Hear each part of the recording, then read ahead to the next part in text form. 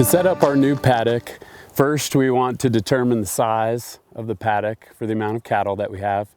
And then we find a fixed point off in the distance, keep our eye focused on that. And with our stakes, we'll walk out and about every 8 to 10 paces, we'll set a stake.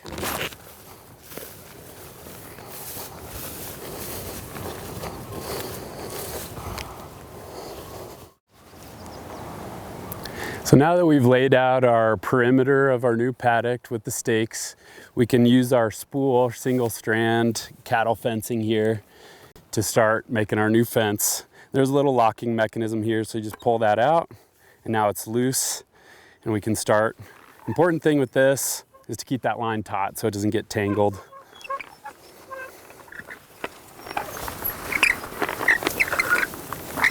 And we'll pause at every stake to loop around and keep that tautness as we're building the rest of our fence.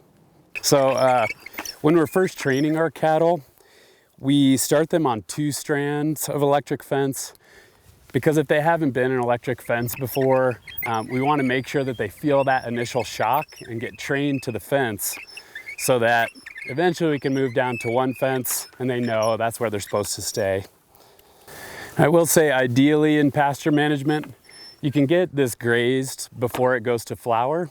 If you can keep it in a vegetative state longer, then you'll actually get more growth throughout the season.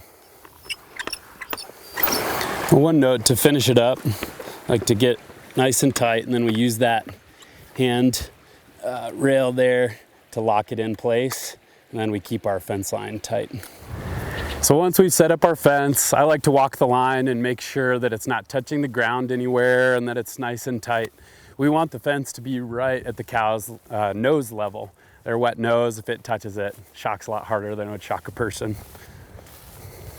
So sometimes if we have too much contact with the forbs here, we'll have to weed whack around the line so that we're not losing our electric charge. So when considering setting up our new paddock, we strategize our spool placement based on where the cows are moving next. So we have 1 spool going this direction towards their new paddock so that we can easily line it up in just an L shape. And that way, when we take down their last paddock, we won't compromise the integrity of the new paddock fence.